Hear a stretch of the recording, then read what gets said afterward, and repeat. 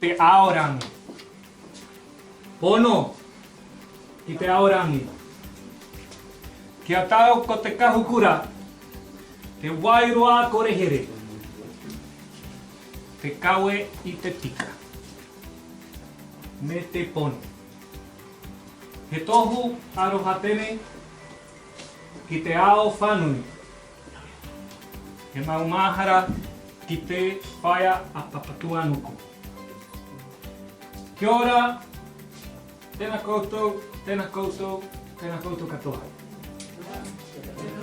I borrowed this prayer, this Maori prayer from Dr. Te Rangi Marie Turuki Rose Pere. She is up from the East Coast. Maori Tohunga in her 80s. I love her very much. And this is one of her prayers. It means peace to the universe, love to the universe, happiness to the universe, truth to the universe. Allow the violet flame, the spirit of freedom that maintains justice and truth to remain. This is an offering of love to the whole world. It is a gift from me to Mother Earth. Thank you for being here. This is a place of energy, as you have experienced already. Spirituality, healing and science. And obviously indigenous wisdom. Because they're all connected, even though sometimes we think they're quite separate. There is more truth in all of those than anywhere else when you find the links. That's been part of my life as far as I can remember, probably for the last 26 years at least.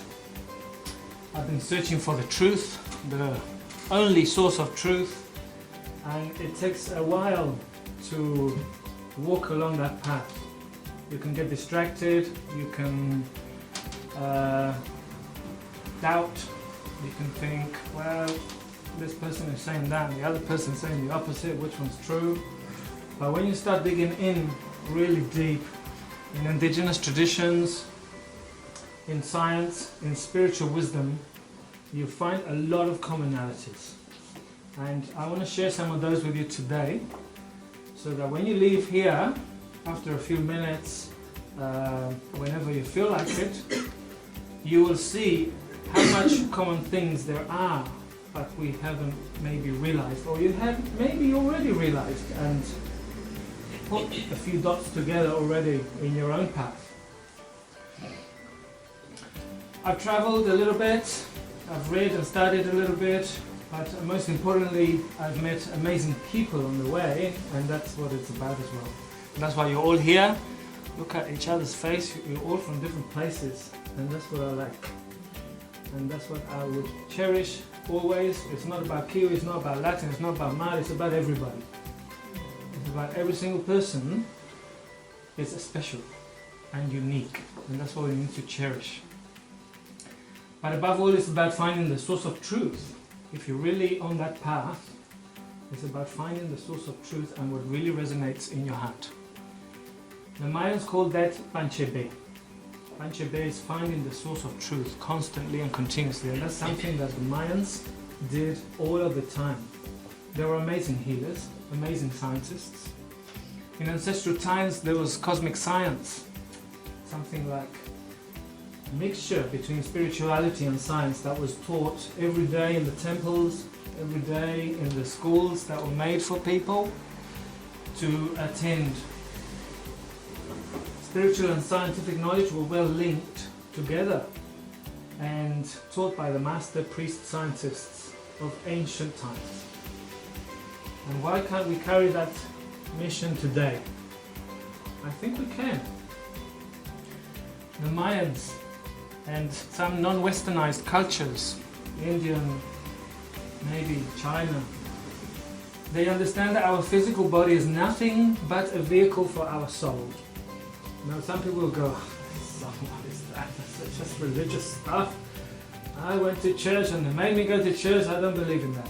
Well, it's up to you what you want to believe. That's what it's down to, really. I'm not going to tell you what to believe, but I'm going to share some things with you.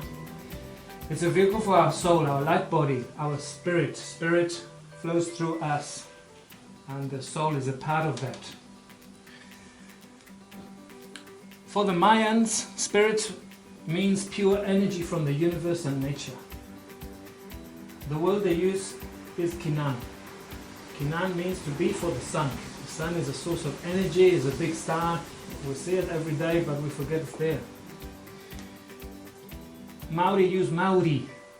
The word Maori might be a similar concept. Chinese, they use Qi. We've all heard these words before, haven't we? Qi. Japanese use Ki. Therefore, Reiki. Reiki. And Reiki is well known all over the place, very well practiced. And you start connecting the dots in all these cultures around the world. Prana in India, same life principle, energy that runs through us. And yet there's still some people that don't believe that. But that's okay, we're all on our own journey.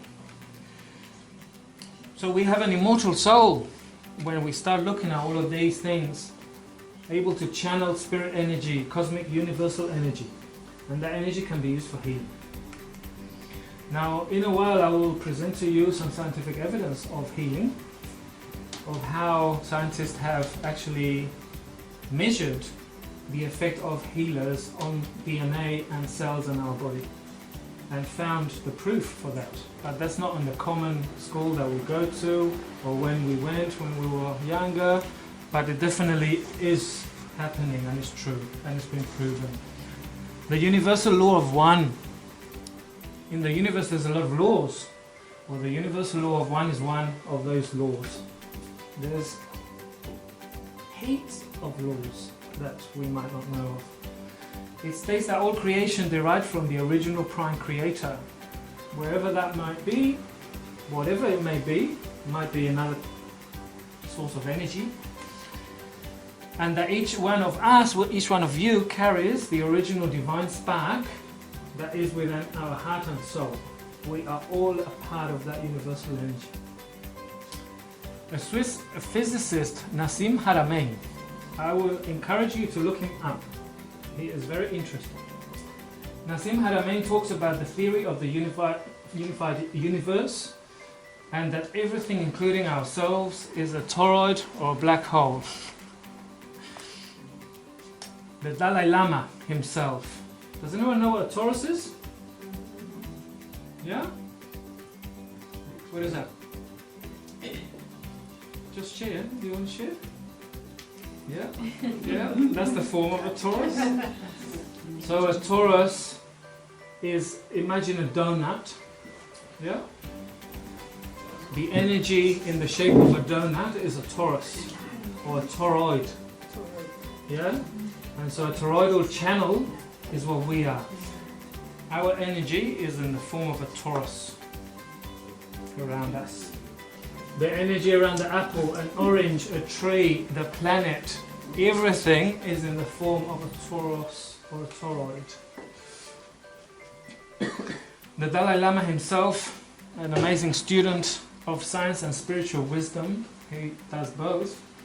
He wrote in 2005 about how science and spirituality should serve our world together, not in different houses.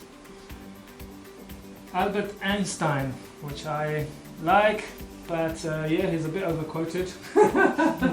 There's many other people that did amazing stuff, but I like this quote, and he said, "Science without spirituality is lame, and spirituality without science is blind."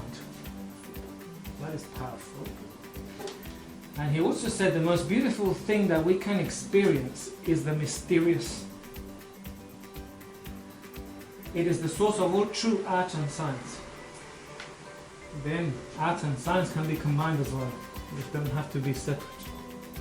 Maori wisdom and tradition speaks to us about the 8 dimensions. Does anyone know any? Can anyone mention one dimension of those 8? One is the physical dimension. Physical? Pahatinana? The etheric, the spiritual. Yeah, the Maori. I mentioned that before. The life principle, Maori, or universal energy. Mana is divine or universal right, or prestige. It's not the same as arrogance. Some people that don't understand mana will judge it and call it arrogance. But it's not. It's people standing in their divine right and feeling the energy upright, feeling proud like a tree. But it's not arrogance. You can be arrogant as well. But Wairua, spiritual dimension. Tahatinana, physical dimension. Whanaungatanga, royal blood link. But it's not just royal blood link because you're related to the Maori king. It's the royal blood that comes from the stars. Yes. Right? From Lyra? Yes. Distant family of the universe. The connection where we come from. We're seeds of the stars. Ha taonga tuku iho, it means the breath of life, and they say Tihei Mauri ora. It's the breath of life. That's what it means when they say that, because they're acknowledging. Okay, that's the first thing you do when you come to this world. Descended treasures, they also call it. Ranga Fatu Manua is the emotional or sensorial dimension, our emotional bodies. And Hinengaro, you might have heard as well, that's the number 8. Hinengaro is the mental dimension, our mind. They call it the known and hidden woman. So science provides us with some universal laws, many. I'm just going to mention 2 very briefly. The law of energy and conservation and transmutation. Have you heard of that? No? Just checking that you're awake. So what it says is energy is immortal. And that's a law, a universal law of science. Energy is immortal, it's conserved in time. It's not created nor destroyed. They also call it the first law of thermodynamics in physics. It's only transformed. So if that is the case, what happens to us when we die? Everything is energy and is created by energy. We mustn't forget that. We sometimes get so stuck in our physical self that we forget everything else. But energy is important because sometimes we don't have any. Like me tomorrow morning, okay? You have the law of vibration as well. Everything that exists is in a state of energetic vibration. The higher vibrations are the fastest ones, the lighter ones, the ones that go up. So the bowls that you heard before, the quartz bowls, those are really high vibrations. And the high vibrations are able to transform the lower, denser vibrations. That's how it works. Lower, denser vibrations, can anyone give me an example of a low, dense vibration? An emotion? Sadness. Yeah, sadness, anger, fear, jealousy, hatred. All of those are low, dense vibrations that can cause us disease over time. So what is energy? What is it? We can't see it. To understand what energy is or what a holistic perspective of healing means, we need to go down small. We need to look at the particles, we need to look at the universe, we need to look at molecular particles. And they don't teach us about that very much. They talk about atoms and molecules and electrons and that. Oh, and then we get lost. It's too complicated, you know? Energy is ever present. It's been given various names, as mentioned. But what about science? Does science say anything about energy and vibration and healing and all of that? Can we link traditional wisdom and scientific proof? Well, here it comes. The electric field. The human bioenergetic field. The subatomic or quantum fields, the electromagnetism, the light particles, the photons or light particles. We are photons. We are made of photons entirely from top to bottom. Solitons, that's another new one for you. Wave particles, those are wave particles. Quantum science describes particles as things that sometimes behave as particles and sometimes behave as waves of energy that appear and disappear in space whenever they want. That's quantum science. If they can do that, and we are they, can we do that? Whole another dimension opens up. for us to play, not just heal. So the fact that we are electromagnetic beings that are influenced by energy is also a scientific truth. It is not a ho-ha religious belief. It is proven by science. Quantum science explains how particles are constantly moving around in the universe, are constantly switching their level of energy, their state of energy. So when an electron that lives inside an atom, that lives inside a molecule, that lives inside of us, changes a level of energy, it becomes a different particle. It becomes a photon, a light particle. So when you hear about light healing, that's what they're talking about. They're not talking about, using a torch, although they can use a torch. They're talking about photons, which are part of light. Even artificial light is made of photons. Max Planck, has anyone heard of Max Planck? He's one of the founders of quantum science. Max Planck showed that empty space was actually filled with activity. What we think that is empty in the space, in the universe, is buzzing with activity. You imagine a super bacteria going crazy?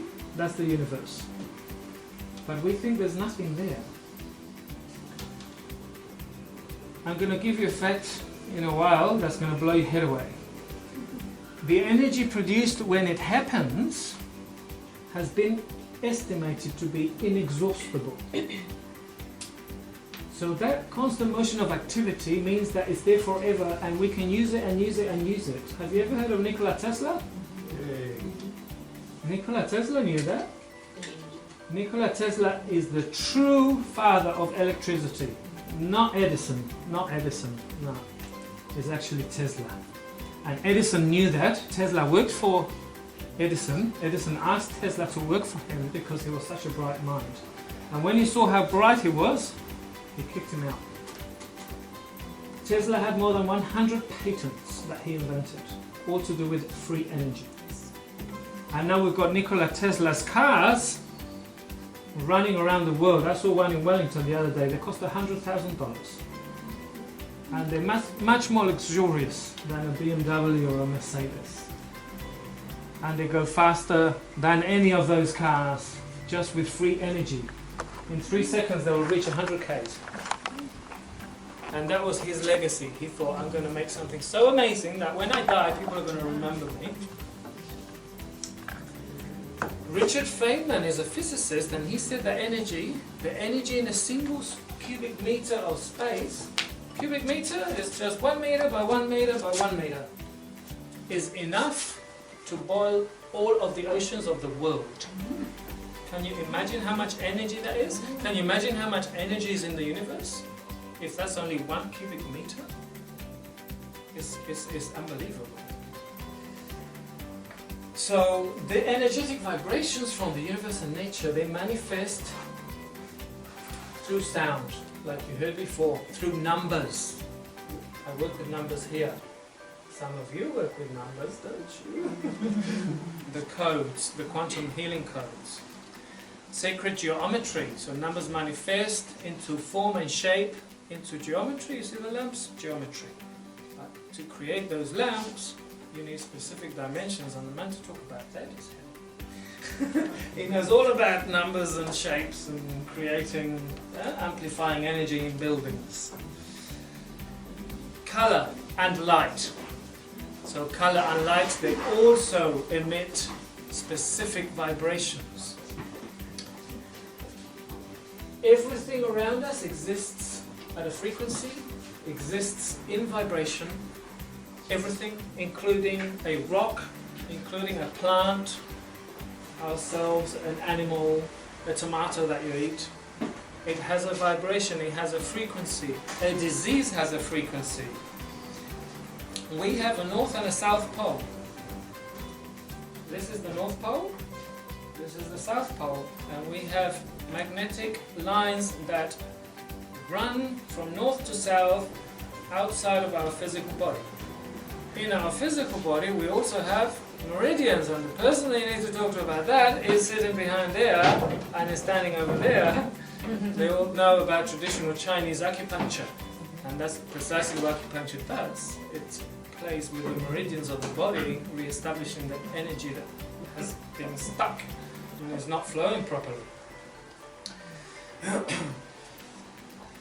Another physicist, Professor Bryant Myers, he wrote in his book, The Fifth Element of Health, I've got it over there, how the extent of the energy field from our body has been measured by science to be several meters in diameter. So has anyone experienced when you enter into a room, you just open the door and people go, and they either like your energy or they don't, without knowing.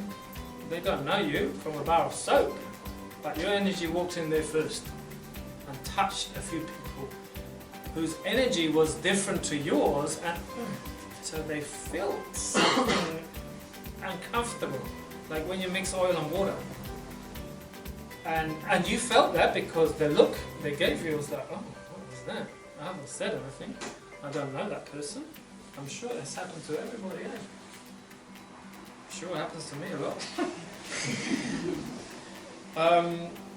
We absorb the channel energy, we store it in our bones, we store it in our cells, in our DNA, in our molecules. There's amazing experiments done on DNA. Medical research was done by Dr. Rain from the research lab of quantum biology, and he showed us how water in us, our connective tissues and our molecular matrix inside of us has a crystal-like structure. So we're crystals. We are crystals. Our bone structure and matrix inside, the connective tissue that we massage, that's around the muscles, we are moving energy when we're doing that. We might be aware of it, we might not. Dr. Cousins, he was a medical doctor. He explained how our bones are a solid crystal structure that behave like a transformer, a transducer. So we are transforming energy through our bone matrix. Not only that, the system that we have in our body is able to store memory. So, what does that mean? That is really important in the world of healing. Because if we've stored a memory from the past, an emotion, a trauma, in our bone and crystal system, we need to transform that. Otherwise it will stay there and develop as a disease. Conventional doctors won't tell you that forever in their lives, because maybe they were never taught that, you know? They were taught about chemicals. And chemicals can work to a certain extent. But if we have a trauma that relates back 20 years or a previous life, because of an emotion that's stuck deep down into our DNA and our bones, we need to think about something else. We need to think about how to release that energy. Dr. Rain showed how we can generate electromagnetic fields from our heart, our brain. How we can resonate, how our entire bodies can resonate at the same frequency and level as crystals, as mantras. Why do we become hypnotized when they're playing the bowls, or when someone's doing Gregorian chants or Buddhist mantras? Because it's resonating at the same frequency as our bodies without us knowing. Dr. Rain, he demonstrated how energy healers, so he did some experiments, could wind or unwind human DNA just using their intention for healing. And that's proven, that's published. Doctor won't tell you that. Depends on the type of doctor. He measured the frequency information of our biomolecules. So how our biomolecules inside of us are vibrating and which frequency they're vibrating at. He measured that. He documented the subtle energy of our biofield around the human body. And he's not the only one. Dr. Barbara Ann, which is the grandmother of healers, because of the number of books that she's published, not because she's an amazing healer. There's a lot of amazing healers, but she's published 3 big books all about healing the bioenergetic field around the body. So our DNA has been found to conduct electricity, and it does that through quantum electron tunneling. Don't ask me what it is, because I didn't look into it. Otherwise I'd spend another half an hour talking to you. And I want you to fall asleep. So energy is transferred from cell to cell. It's transformed from our thoughts. It's transformed from our emotions and our experiences. Can anyone give me an example of resonance? Has anyone heard of resonance? Yes? No? When an opera singer sings really high, yeah? And she sings so high that she can shatter the glass. Why can she do that? That's pretty powerful.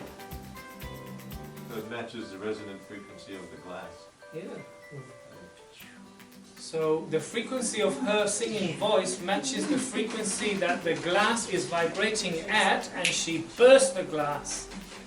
We can do that using vibration frequency. Not for the glass, but for bacteria.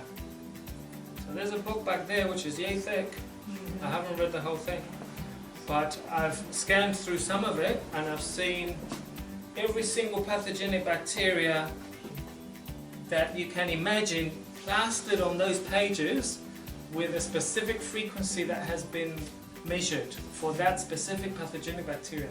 So that means that when the opera singer is doing the glasting, we can do the glasting with the bacteria with a machine and burst the pathogenic bacteria without harming any of our cells in our body. That is pretty powerful. No secondary effects, and suddenly you're healed from who knows what you've got. You might have an infection, you might have a tumor, you might have who knows what. We can do that.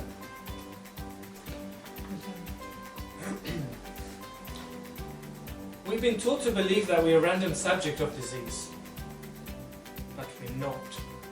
And that we have little control over our disease. When we get a cough, or chicken pox or whatever, we just got sick.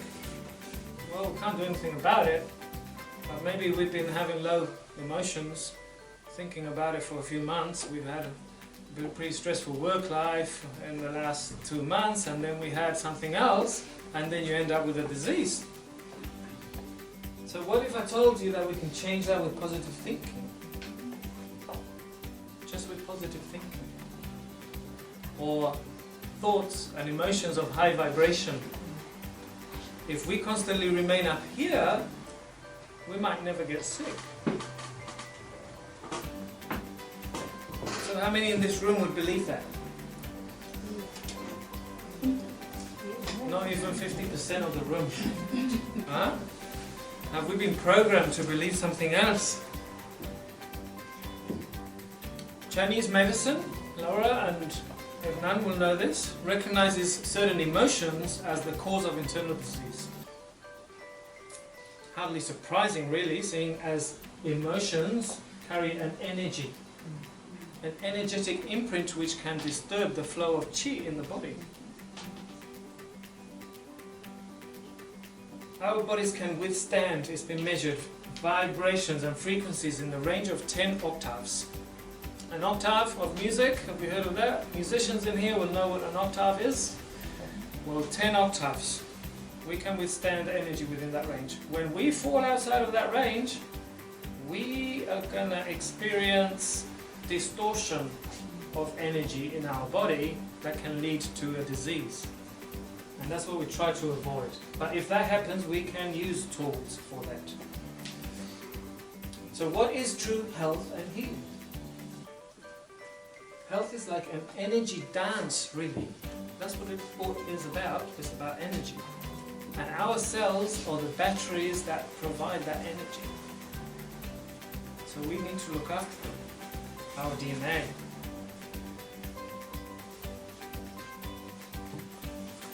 several tools we can use. Frequency therapy, as I mentioned before. That's a revolutionary technology. We might have this technology here next year, I hope. We'll see. But if I do, I'll let you know. I'm trying for it to happen. Essence therapy works on that premise. Vibrational. Some people go, oh, but that doesn't work. Oh, what is that? What? Well, you don't even have any plant concentrate in there. What do you mean it's so diluted that there's no chemicals in there? Well, it never was about the chemicals. They won't tell you. Therapists won't tell you that. Because people go, oh, what? It doesn't have any chemicals, see you later. Homeopathy works exactly on the same premise. It works with the spiritual vibration energy of the plant. And it grabs the imprint of that plant, you stick it in a bottle when it's looking at the sunshine, and it vibrates where it has to vibrate in your body to heal and transmute those emotions that are stuck in there. And who invented that? That was Dr. Edward Bach. That was a doctor who wasn't happy with the current medical system in the 30s. That was nearly 100 years ago. And he went on to develop the Bach essences. They still sell Bach essences all over the world. Now we use essences as well with flowers from New Zealand, and I'm not the only one that does that, but there's several places around New Zealand, and they work as well in the same similar kind of way. And the last thing I want to tell you about, and then I'll let you talk and dance, is numbers. Because this is a tricky one. This is one that we find it difficult to explain. How do numbers work? How do we, what? You're telling me that you use a number and you transmit energy through numbers? That's not possible. Well, it is. Because we do it. And numbers, reciting numbers like a mantra, they carry a specific energy, a vibration that transmutes all that needs to be transmuted, like all the other tools. Our entire reality is numbers, but we don't know that because in school they teach you maths and 2 plus 2 and the division and the cosine and the whatever else. But what is the application of that? Where are the numbers? They're everywhere. Golden mean ratio, you've heard of that. You've heard of the phi number. Well, that's in our bodies. Our entire cells are arranged around the phi number or the golden mean ratio. Entire buildings, mantras, chakras, they all follow those numbers. And a certain sequence of numbers that repeat themselves over and over again. Fractals. Have you ever heard of fractals? Fractals are amazing. The world of fractals is incredible. We are fractals. Our cells are fractals, trees are fractals, everything is a fractal. So a fractal is a repeating unit of something that repeats itself never-ending, in a never-ending way. And when you start searching for them, I tell you, you go crazy, you see them everywhere. Pythagoras said back in the day, the whole thing is a number. Pythagoras, long time ago. The Chinese Taoists, have you ever heard of the I Ching? I Ching? The I Ching has 64 movements. It's a coded language of the universe. The Chinese know all about that. Numerology in China is very strong because they understand how the universe works. Like the Mayans, like Maori, like some people in different parts of the world, in Peru, the Incas, the Aztecs, in Mexico. They all knew about that, the Egyptians.